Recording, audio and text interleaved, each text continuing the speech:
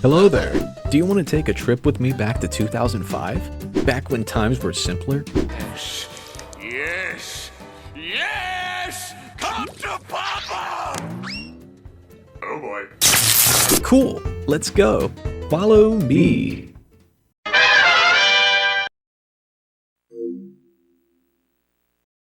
Tony Hawk's American Wasteland.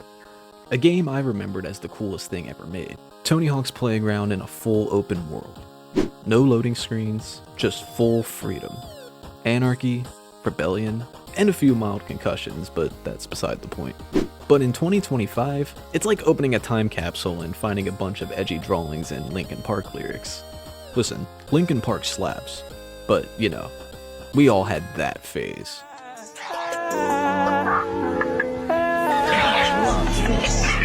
This is what I live for! And going back through it mostly, I learned the hard way that this game is actually a nightmare.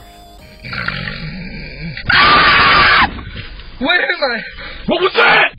So let's go back to 2005.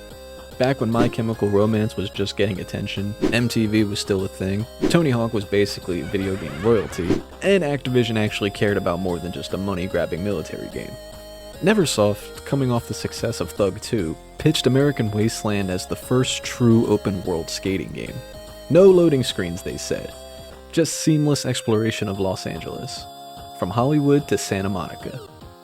And for my young brain, it was awesome. I was ready to dive in. And I'd be a damn liar if I didn't say this was one of my favorites as a kid. Opting for a more punk style with some actually really well done artwork throughout the cutscenes. You start the game as the most rebellious skater of all time. How hot is it that we're going to Los Angeles? Are you going out there to see friends and family? No, to get away from. Oh, so edgy. Who is actually voiced by Will Friedle, who voiced Terry McGinnis in freaking Batman Beyond. So that's pretty dope. Get a clue, Clowny. He's got no sense of humor. He wouldn't know a good joke if it bit him in the cape. Not that you ever had a good joke. Great. Now where are those punks who stole my stuff? You leave your hometown to make it big in Los Angeles. But the weird thing is the game makes you choose from a few generic skaters, which I guess makes sense for the sake of the story. You're on a bus ride where a random girl flirts with you and you show your angst attitude. But once we get off, we get jumped by a bunch of goons and they steal our bag. Hey, go back to Kentucky, farm boy. Locals only. And here's where we meet number 5. I mean, Mindy. You got a problem with that? You're sweating. Relax. Take a deep breath. She's voiced by Cree Summer, who did the voice for number 5 in Kids Next Door. Better, you gotta lose that look. Come here, I'll show you a few places you should check out. But yeah, maybe this is why I'm into goth girls. Sick freak! No! But she tells us that we're actually trash and we need to change our look if we want to fit in. And here's the interesting thing. Instead of going to a menu, we have to actually walk into shops around the world to customize our skater. And while it's a little less convenient, it's more immersive, which I can appreciate. I dig that shirt. But afterwards, she tells us we need to learn better skate skills. Because at the start, yeah, we kinda suck. What the Sigma? We don't even know how to manual or revert, which, again, I get it from a story point of view, but we are multiple games into the series at this point. We all have that muscle memory. So I put all this into a tutorial. It's just a bit tedious. Even if we quickly get them, I'd rather just get into the action. But later, we meet this guy, Dwayne, and he wants us to do a kickflip over Ben Affleck. Obviously an insult to Ben Affleck. No idea what Neversoft's problem with Ben Affleck was. But I mean, he was the worst Batman anyway, so I guess it's kinda justified. Why did you say that name? Daddy, chill. But then things get more heated as we decide to get rid of these protesters fighting for sheep rights. And by get rid of, I mean, we literally kill them.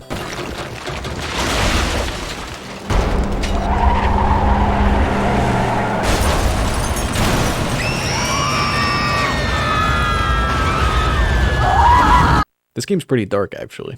Hello, darkness, my old friend. And here's where we get to see the no loading they promised us. And I'm so excited to see... Wait, this is it? Yeah, so remember that big no loading screens thing? Yeah, So that was a f***ing lie. Sorta. It's just that now the loading screen is disguised as the weird hallway that lasts like 30 seconds. I get what Neversoft was going for, and I get that this game was made at the tail end of the PS2's life cycle, so they were really pushing it. I understand they tried what they could, so I give them points for trying at least. And once we get to Beverly Hills, we meet up with Murphy, one of Mindy's friends. $100 and a date with your sister. Okay, done. Nah, it's not happening. We have a very strict no noobs policy. He's not a noob. He's all right. He's just... Sully, what's up? Yeah, I can talk. Ah, no, I can't. Oh. You're worthless, Murphy. As well as Boone and Useless Dave, and I'm not gonna lie, I love these guys. I think they're legit pretty funny. There have been some legendary bales here. See that ramp with the blood on it? Boone. That tree with the tooth stuck in it? Boone. That smashed window with the hair clump dangling from it? Boone. Boone. Useless Dave. Anything you never needed to know, he's your man. And that wall with the hole the size of Boone's head in it? Well, you do the math. But we have to prove ourselves to them to let us hang with them. And we learn some new tricks from these Fight Club dudes, including learning how to parkour from a Frenchman. What's flippin' parkour? And yes, this is a new thing Neversoft added to this game, including wall running and doing front and back tucks. Okay, we all go together or we go one at a time. Yeah! Parkour! I'm right behind you, Andy! Come on! Yeah! Parkour. And I find it pretty silly, but I get that that's the point. I don't really mind it. After all these tutorials, we finally prove ourselves to the guys, and they lead us to their skate ranch to meet Iggy Van Zandt, their badass tattooed leader, who wants us to prove ourselves to him now. Yo, Iggy, we've got someone you should meet. This dude rips. That a fact. You got moves, huh, Slick? Well, you want to ride here, you gotta earn it. There's a half-built ramp I got going over there. You give me some wood to finish it, then maybe we'll talk. Fair enough. Which includes sketching his doggo to get wood to finish building his half-pipe. All right, Sanchez, let's get back to Iggy's. Hey, wait for me! After that is where the main goal of the game is brought into play. We have to go and collect pieces of LA to turn the skate ranch into the ultimate skate park. It's a neat concept, but it's also not really any challenge in my opinion. Also, this was the first and understandably only game to add bikes to ride in. I was never a BMX guy. I didn't play many BMX games at all, so this just doesn't work for me personally. It's random, and it just feels like Neversoft adding something just to add it. You know, sorry not sorry, I'll stick to my skateboards. We have to get a giant 69 ball. Nice. Or random railings or pieces of buildings. We commit a lot of terrorist acts, basically. Awesome! Killer piece for the ramp. How we don't go to jail, I'll never know. Now, real quick, I'll talk about how the stat points work in this game. You have to go to the skate shops scattered throughout LA and do the sponsor challenges on the board. Again, it's an interesting idea, and it is pretty immersive. It's, again, just a bit tedious. And that's the common theme for this game. You also have to earn money by either talking to this tagger dude and tagging spots he wants, or by talking to random bums hanging around and doing tricks for them. Because of course random bums will just have tons of money stashed away to give the skaters. Is this immersion, or am I being held hostage by Tony Hawk? And to get to downtown LA to do Tony Hawk's Am Jam contest, we help this creepy ass dude get his briefcase so he can blow up the entrance.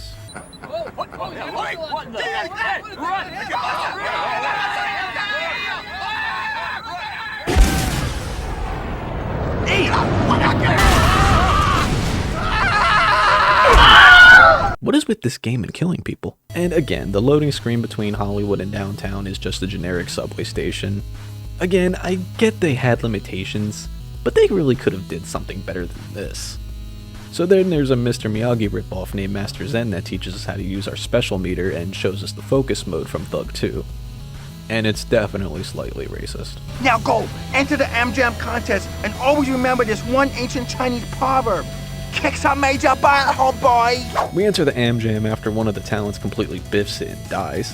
So we take his spot and decimate the contest, with the Birdman himself praising us, asking where we learned our skills. To which we say from our crew. And we also name drop Iggy, which was a bad idea because he's actually wanted by the law for apparently everything under the sun. What do you think? I'm getting busted.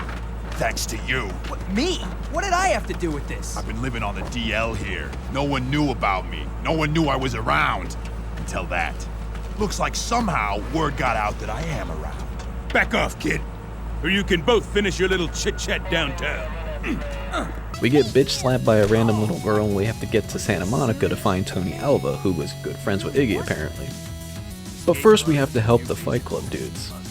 Cause more terrorism. Dude, what is with these games and committing mass murder? I mean, seriously. But they also finally teach us how to do flatland tricks.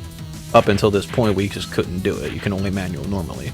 And have us compete against the street skating king, Rodney Mullen. Daewon Song? He is the man. Oh, okay, sure, whatever, I guess. Then once we get to Santa Monica, which in my opinion is the worst level in the game.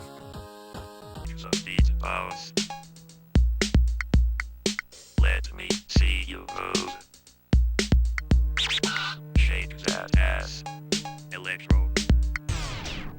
We have to prove ourselves to Alva's crew, which includes doing a ton of nonsensical goals. When we meet Tony Alva, he wants us to do special manuals down the road hill here, and then... oh. Yeah. My game broke it. And, yeah, I couldn't advance past this point, unfortunately. I don't know if it's my PS2 or if my game is just really that bugged, but I'll still sum up the story for you. So you go to an oil rig to help out the most redneck Republican of all time. Yeah, ladies, you keep flashing them hoo-haws, and you gonna get a whole mess of Mega! Mega! Get back here! You stupid! I'm gonna... And it's revealed that Iggy's skate ranch is actually Green Pipes Point, a famous skate park long forgotten. And Iggy's understandably pissed because he doesn't own the land and says that someone will instantly buy it out. What the hell are you doing that for? You're gonna get my ass kicked out of that place! Kicked out? What are you talking about? I don't own that land. I've been trying to buy it for years, but haven't scraped up enough coin yet. What's that have to do with the snake run? I never dug it up because if the owner figures out what a badass skate park he's got, he'll cash in on the place. Oh, you're kidding. This is a freaking nightmare. You get your butt over there and stop them before it's too late. I got my bail hooked up and should be walking any time now. If things aren't fixed, next time I see you, you're gonna wish I never got out. To which some dude does. Iggy throws a tantrum, Mindy gets mad at you, and you and the remaining gang decide to gather other pro skaters to make a skate video. Boy, does that sound familiar. Plan to me. I heard you morons were making a video. I thought you might want a real skater in it. Are you serious? Dude, that'd be huge! The return of Iggy Van Sant, people would go crazy for it! Yeah, come on, let's do it! Let's roll, yeah! That video would go off! I figure if I'm gonna get my skate ranch back, I gotta quit sitting on my ass waiting for someone else to bail me out. Know what I'm saying? Plus, I suppose you don't need to have two people staying pissed off at you. Have you seen her? Yeah, she's still bumming over you. But hey, she's a tough chick. She'll get over it. One day. Yeah, I guess so. Let's hit it! Oh, right, let's come on, everybody, let's hit it! Then Iggy buries the hatchet with you and you go to a random casino that's just in LA for some reason.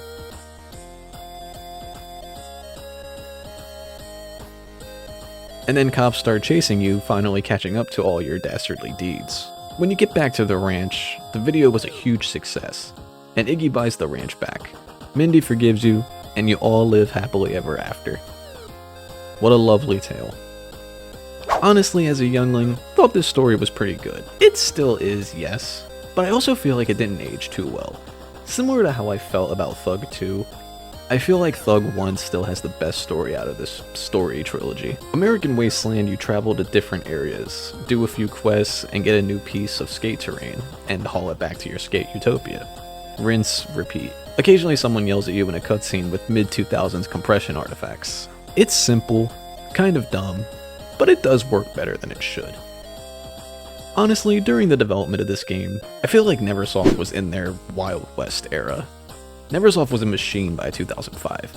They had shipped 6 Tony Hawk games in 6 years, each one more chaotic than the last. With Underground 2 burning everything down in a fireball of Bam Margera energy, Neversoft at this point pivoted. sorta. American Wasteland was marketed as the first open world skating game. No level select, no loading screens, just one big city. Except that wasn't really all that true. The world was actually a bunch of disconnected zones. Hollywood, Santa Monica, Beverly Hills, stitched together by long tunnels that technically never loaded, but definitely screamed loading zone. They called it seamless. I call it skating through an empty subway tunnel or parking garage to get to the next area. And having voice actors from Batman Beyond and Kids Next Door, of course, as well as Tony Hawk himself, who still sounded like he was just happy to be there. What's happening, people? Welcome to the first annual Tony Hawk Am Jam! Despite the rough edges, Neversoft genuinely tried to push the genre forward. They just added a bunch of random mechanics to try to innovate. And sometimes innovation isn't always needed, in my opinion. The added BMX just feels useless, as well as the bird slides. Be honest, did you ever legit use this? The soundtrack is still pretty good, but it's not my favorite in the series.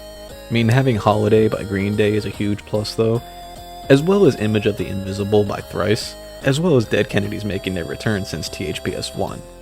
Still a few good ones, but these are the most standouts to me. It does kind of scream 2005. But lastly is the classic mode, a throwback to the THPS 1, THPS 3 format. 2-minute timers, score goals, hidden tapes, no story, no tunnels, just goofy arcadey skateboarding. And honestly, I really enjoyed it here. I actually have the collector's edition on the PS2, so there's extra levels like Marseille from Pro Skater 2, and the Atlanta level from Thug 2 Remix on the PSP. Honestly, first time playing, it's a pretty awesome level. I wish they put this in the PS2 version because I think it's very well designed. There's also Kyoko from Thug 2 Remix, which is massive. Not a bad level, just a little too big for my taste. And then there's The Ruins, which is basically a post-apocalyptic version of LA, and it's pretty mid. I like the idea, but the design's just not for me. There's just way too much going on. But overall, the classic mode is a lot of fun. I'm glad this game has it. It adds a lot of replayability. I will say for pros of this game, the open world is ambitious, especially for the end of the PS2 cycle, even if it's a little disappointing. There's solid core gameplay, a surprisingly charming story, and classic mode is secretly the best part for me. Now the cons, the BMX stuff exists, some of the dialogue aged like milk, but I get the point of the game is supposed to have that early 2000s punk energy. Level design is just overall okay. I think the main levels in the story are definitely the weakest out of the Neversoft games, and no loading screens is just a marketing illusion. Overall, Tony Hawk's American Wasteland is a game caught between eras. It wanted to be next-gen before next-gen was even ready. It wanted to deliver open world, but it wasn't quite ready for that yet. In my opinion, I would have just had them take an extra year until the PS3 came out. Then, imagine what they really could have did. But it's also a time capsule. A weird, punk-flavored, lovingly messy time capsule. I was just thinking the one thing this place needs is more of Mindy's stuffy bunnies. Ow! You dipwad. And while it may not have aged super well, it's also the last time the series felt this bold. Alot say this is their favorite THPS game, and yeah, I can see why. But do I think it's the best? Personally, no. But absolutely not the worst. That honor goes to Tony Hawk's Ride, which played like someone trapped in a Wii Fit purgatory. It gave us a story about building a skate utopia. A plot so wholesome you almost forget you're just robbing LA blind to steal skate ramps. It gave us customization, and the ability to whack people with your skateboard out of pure frustration. Some of that was intentional. I just didn't enjoy myself as much with this one revisiting it 20 years later. After this came Project 8, Proving Ground, and then the slow fade out where Neversoft would then just quietly disappear. Neversoft may be gone, but hey, at least they left behind a good legacy. Mostly. And with that, thank you guys for watching this video on Tony Hawk's American Wasteland. Appreciate you all watching the video. If you liked it, please leave a like, consider subscribing, and leave a comment if you think I'm wrong. But that's it for me today, guys.